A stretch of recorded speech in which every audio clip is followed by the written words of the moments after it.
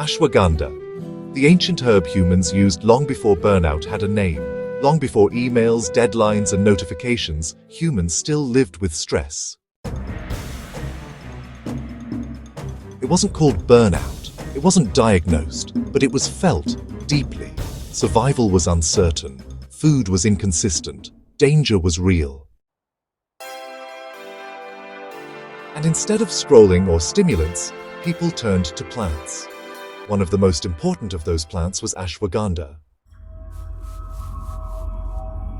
A small, unremarkable herb that has survived thousands of years, not because it was trendy, but because it worked.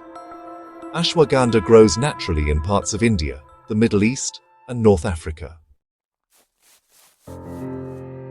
Its name loosely translates to the smell of a horse, a phrase that symbolized strength, stamina, and resilience. Not speed, not stimulation, but endurance.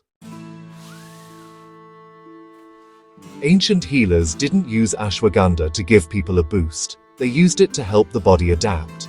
It was given to warriors before battle, not to hype them up, but to steady their nerves. It was used by elders to preserve strength and mobility.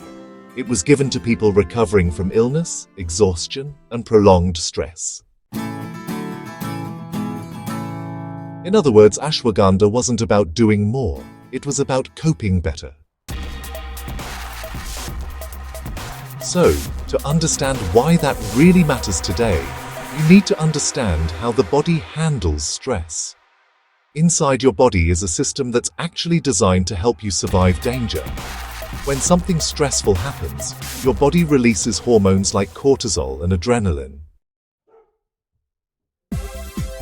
Your heart rate increases, your focus sharpens, and well, your body prepares for action.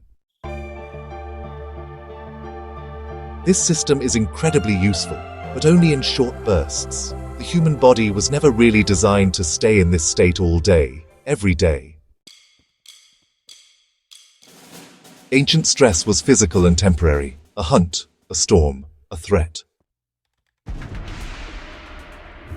Modern stress is different. It's psychological, it's constant, and it rarely shuts off. Emails, deadlines, poor sleep, financial pressure, noise, screens.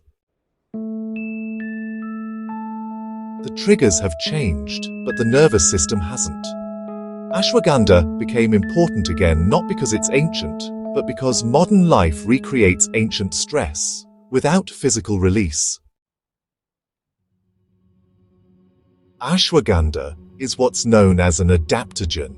That means it doesn't force the body in one direction. It doesn't stimulate. It doesn't sedate. Instead, it helps the body regulate its stress response. People who take it consistently often describe the same experience. They don't feel drugged. They don't feel wired.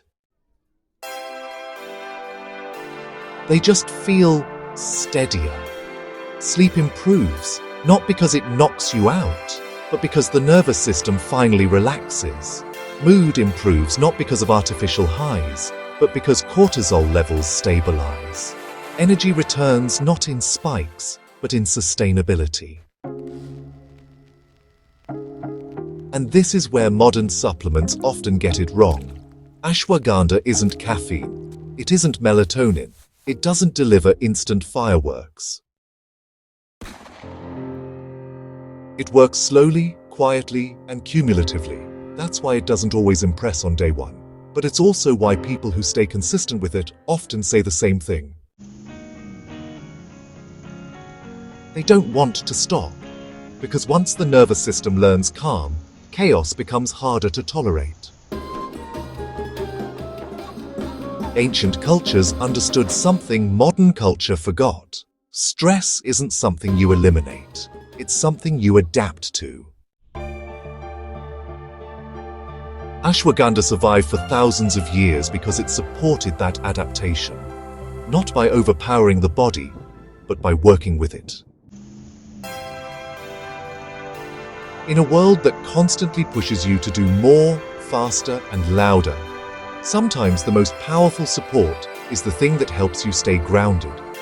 Ashwagandha isn't about escaping stress. It's about becoming resilient enough to live with it, without it owning you.